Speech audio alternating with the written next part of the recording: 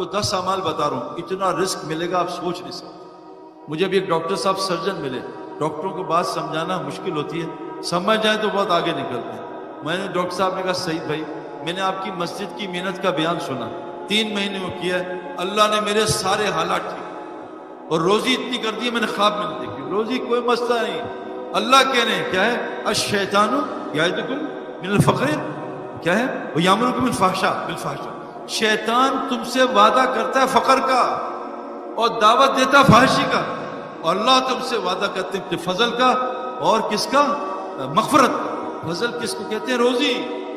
میرے دوستو یاد رکھنا، آسان بات، روزی میں بھی کما رہا ہوں الحمدللہ، لیکن روزی کمانے کا حکم کیا ہے، فمشو فی مناکبہا، حکم اس کی، روزی کمانے کے لیے زمین میں چلو، دوڑو نہیں۔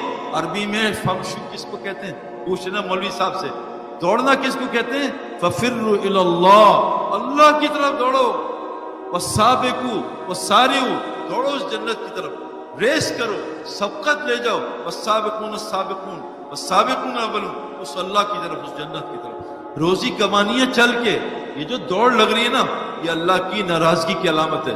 تو جو چیزوں سے شیطان نے مجھے بھی ڈرایا، بھوک سے، فقر سے، اور شیطان نے ایک دعوت دی فحاشی کی، یہ 2 چیزیں اللہ نے بہت کھولی ہیں۔ اس کی فکر چھوڑ کے میں آپ کو 10 باتیں کر رہا ہوں، یہ کر لو، اللہ آپ کو وہ رزق دے گا، اللہ وعدہ کریں رزق کریم دوں گا۔ نمبر 1 وَمَن يَتَّقِ اللَّهَ، سارے حرام چھوڑنے پڑیں گے، چند دن نامحرم عورت کو دیکھنا چھوڑو، چاچی نامحرم ہے، جس عورت سے شادی ہوتی ہے وہ نامحرم ہے۔ حضرت فاطمہ رضی اللہ عنہا جنت میں اور جوان عورتوں کی وہ کیا ہے، سید، وہ سردار، وہ کہہ رہی ہے کہ اگر مجھے موت آ جائے تو میرا جنازہ جو ہے نا میت رات میں نکالنا، مرد اس کو دیکھے نا، اور میرے جنازے کے اوپر کپڑا ڈالنا، بیچ میں ٹہنیاں ڈال دینا تاکہ میرے جسم کی بناوٹ بھی نظر نہ آئے۔ میرے دوستو بزرگوں، حرام چھوڑنا پڑے گا، حرام، اور حرام چھوڑنا ہی ایمان ہے۔ بغیر بریک کے آپ کے پاس پورش ہو، آپ کو منزل تک نہیں پہنچائے گی، قبرستان پہنچا دے گی۔ پہلی چیز ہے تقویٰ۔ اب آپ کو علماء سے پوچھنا پڑے گا، میرے اندر بعض ایسے حرام ہیں جو نماز میں بھی 24 گھنٹے حرام۔ لوگ کہتے ہیں، اب میں ابھی ایک جگہ گیا ہوں، 70 حافظ قرآن مرتد ہو گئے، 70۔ یہ کیا ہوا؟ میرے محلے کا ایک حافظ قرآن اپنے 4 علماء بھائیوں کا میں اس کتاب سے انکار کرتا ہوں، آج گواہ رہنا، مر گیا اس پر۔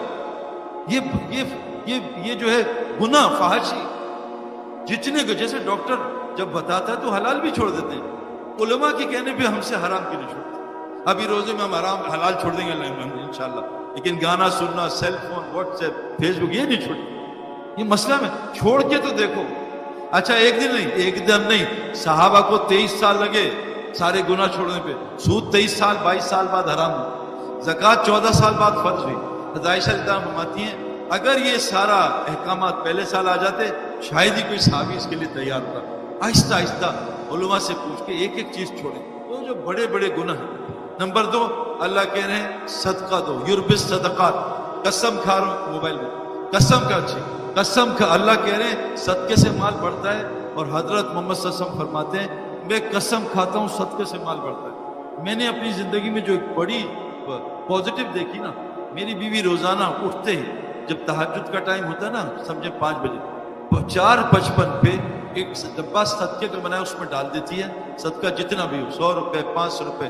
مجھے یہ میں آپ مسجد میں بیٹھوں، مجھے سعودیہ ایک دوست نے فون کیا، سعید بھائی میرے سالے کو وہ کوئی بیماری ہوئی ہے، وینٹیلیٹر پہ چلا گیا، ڈاکٹر کہہ رہے ہیں اس کو ہوش آئے گا تو آپریشن کریں گے، فائدہ نہیں۔ تو میں نے کہا آپ مجھے کوئی دعا بتائیں، میں کہا اس کے کان پہ قرآن چلا دو اور یہ بتاؤ کہ اس کی بیماری کا 7 دن کا کتنا خرچہ ہے؟ کہا 15 لاکھ۔ میں کہا ہمت کر کے اپنے اس کے سالے کے نا رشتہ دار سے کہے 15 لاکھ صدقہ کر دے، پھر دیکھ اللہ کی قسم 1 گھنٹے کے اندر بغیر دوائی کے گھر واپس۔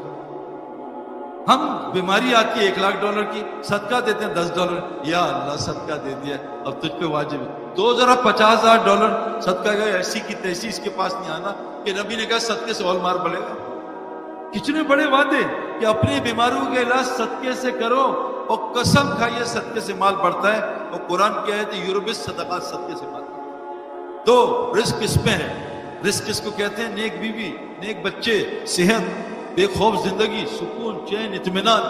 ہم ابھی آ رہے تھے جہاز میں 380 پہ، اوپر بزنس کلاس میں سب جاگ رہے تھے، پتہ نہیں کیا کیا پیا ہوا تھا.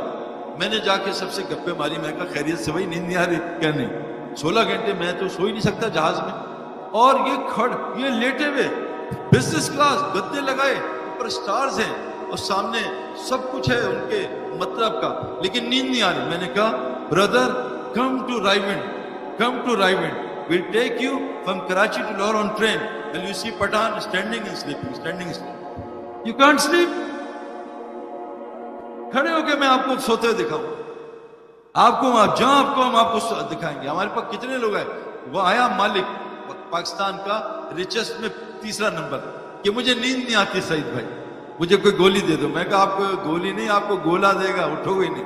رائیونڈ آیا 72 گھنٹے میں 60 گھنٹے سو کے چلا گیا. ابھی سال پیدل لگایا اس نے، 65 سال ہو گئے. اللہ نے اس کو 3 دن میں زمین نکال دی. یہ کیا اتنا سکون. میں ایک جگہ بیان کر رہا تھا، ساؤتھ افریقن ایک آیا گورا آ کے بیٹھ گیا، بیان ختم ہوا انگلش میں، آ کے ملا صاحب. میں نے کہا کون ہوں؟ کہتے میں ساؤتھ افریقن گورا ہوں، جیو ہوں اور تمہارا فین ہوں، کرکٹ میں بھی کھیلتا تھا. میرا پڑوسی مسلمان ہے، مجھے لیا میں تم سے مل لیا. میں نے کہا میری بات سمجھ آئی؟ کہتا بہت تھوڑی، لیکن جتنا سکون مسجد میں ملا زندگی میں کبھی نہیں ملا. ہمارے ایک دوست ہیں شیخ ہاشم، وہ پہلے یہودی تھے، پھر سعودیہ میں عالم بنے.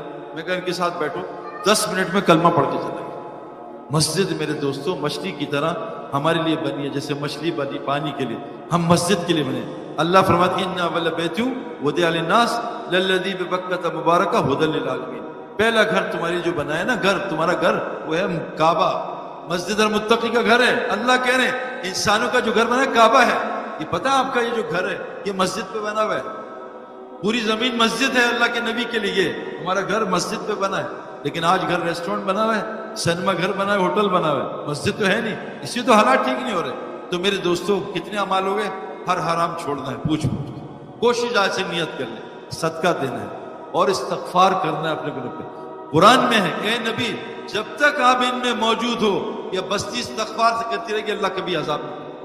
حدیث میں جس بستی میں 3 نیکیاں ہوتی ہیں، مساجد آباد ہوتی ہیں، آپس میں لوگ مسلمان محبت کرتے ہیں اور آخری رات میں استغفار کرتے ہیں، اس بستی پہ اللہ کبھی عذاب نہیں بھیجتا. استغفار کرو، استغفار سے روزی ملتی ہے.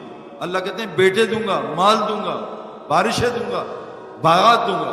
چوتھی چیز اپنی نماز کو ٹھیک کرو. میں نے طارق جمیل صاحب سے پوچھا کہ آپ کب سے تبلیغ میں؟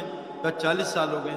میں کہا کتنے مسلمان آپ کے پاس نماز ٹھیک کرانے ہیں؟ کہا آج تک کسی مسلمان نے نماز ٹھیک نہیں کرا. آپ کے پاس مفتی صاحب کتنے لوگ آتے ہیں سچ بتاؤ کہ نماز ٹھیک؟ مولوی صاحب یہ ذرا مجھے یہ بتا دیں آئی ٹی کیسے ہے. مجھے لوگ کہتے ہیں سعید بھائی پلہ سیدھا کر دیں، ذرا یہ بتائیں کیسے کھڑے ہوتے ہیں. آج تک مجھ سے بھی کسی نے کہا سعید بھائی آپ نے نماز سیکھی ہے مجھے بھی سکھا دیں. جو جنت فردوس تک پہنچا دے گی نماز. جنت فردوس نماز. دو ایسے 7 اعمال سورہ مومنین دونوں نماز بنا لو، دیکھو کیا ہوتا ہے، سارے مسئلے حل ہو جائیں گے. نماز بنا لو. یہ جیفری بوائکاٹ انگلینڈ میں تھا تو میں نے کہا یہ انضمام کی ٹیم اتنا جن کے جیت کیسے رہی ہے؟ انضمام بڑا جیتا. کا پتہ نہیں ہے، یہ ہار رہے ہوتے ہیں، اندر ڈریسنگ روم میں جاتے ہیں، کچھ اٹھک بیٹھک کرتے ہیں، واپس آ کے جیت جاتے ہیں. تو اللہ نے نماز انضمام کی ٹیم میں 9 لڑکے تہجد پڑھے. کہا سعید بھائی رات کو تہجد پڑھ کے وطر کر کے اللہ سے مانگ لیا اللہ ہمیں اسلام کو ہمیں ہرا دینا، اسلام کو ہرانا. ہم انڈیا سے جیت گئے میرے دوستوں. اللہ 24 گھنٹے ہمارے ساتھ ہے. نماز نماز نماز. یہ ہو گئی کتنی ہوگی؟ استغفار، صدقہ، تقوی، نماز.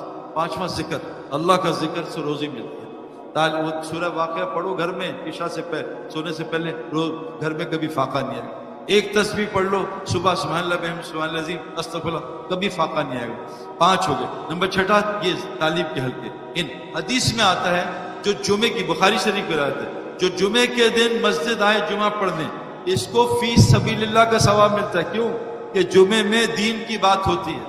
دوسری حدیث میں جو مسجد میں دین سیکھنے یا سکھانے آئے اس کو فی سبیل اللہ کا ثواب ملتا ہے. اور میرے دوستو اللہ قرآن میں کہتے ہیں والذین آمنوا وہاجروا وجاہدوا فی سبیل اللہ والذین آووا ونصروا اولئک هم المنحق لهم مغفرۃ ورزق کریم.